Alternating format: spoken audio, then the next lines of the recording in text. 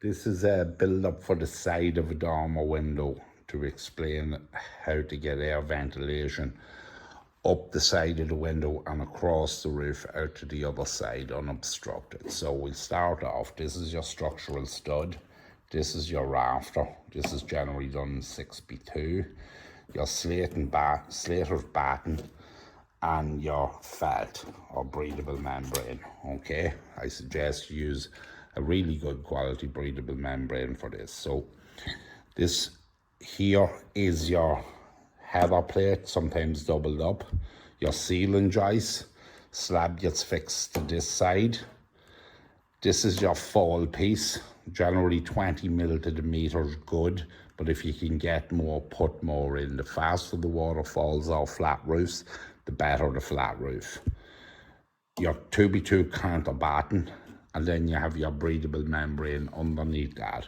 So you want air to flow in here, up along here, unobstructed, and cross the roof here to the same detail on the other side. Okay, this is your 4B1. We've used 4B1. Sometimes this is done in plywood, and I suggest if you're doing it in plywood, do it in marine plywood. WBPs sometimes aren't WBP. They're poor quality and peel even before we get there. If you're using 4B1, leave a 3 to 5 mil gap at this point.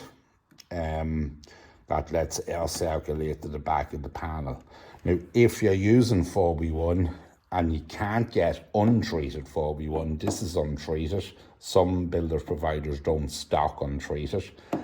If you're using treated, you must put this membrane on top of it because the copper oxide in the treatment affects the back of the panel here.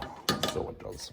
Okay, so your breathable membrane goes onto the structural stud.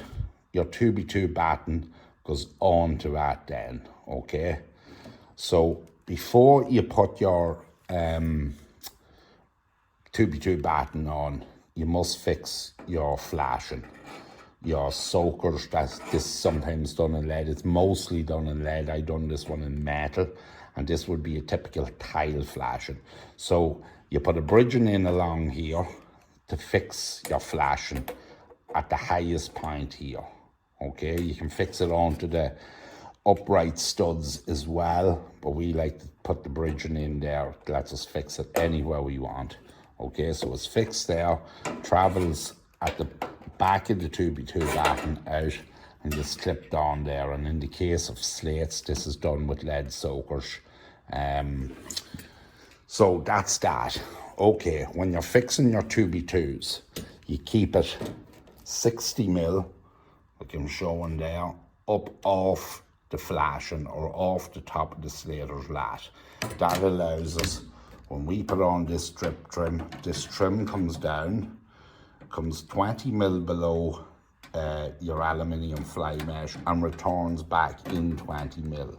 This is aluminium fly mesh to let the air travel up unobstructed underneath there, and I'll just show you in there. You can see the back of the aluminium fly mesh, it's unobstructed. Air flows up here across the roof then and out the other side in the same detail. So that's important that you have 60 mil at this point. It's also important when you're slating or tiling, don't let the slate or tile travel in beyond this area. Keep it out this point here. That allows that any water runs off the panel, runs straight onto this and straight out. If you run your slates or tiles in here, moss can grow and stop water flow, cause problems in the future. So keep your slate or tile out here at this point here, okay? So when all that's done and all that's covered in timber, be it marine ply or the 4B1, treated or untreated, again with the treated stuff, put felt on this, okay? There's the roof panel gets fixed on at this point. It's clipped down along here.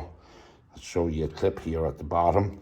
The water flows down and this panel here gets wrapped around underneath. So it gets wrapped around underneath here and back in underneath that. The water just flows straight off the panel and down. So So that's your ventilation explained on how you get this done. So up at the top, you can do two things. You can use over fascia vent, which is done here. So the reason behind the over fascia vent is it allows airflow at this point as well. And I'll just show you. Your panel goes up here like this. There's a 10mm turnout at this point here. So this strip trim, water flows down this strip trim, and if it blows back up in stormy conditions, it doesn't get past this point here. But it also allows air ventilation at this point to travel in there or come out from the ventilation underneath, because in there travels across the roof and out the other side, the same detail the other side. And on the top drip trim, we leave an upstand here. No water blows across this, only possibly in very, very windy conditions.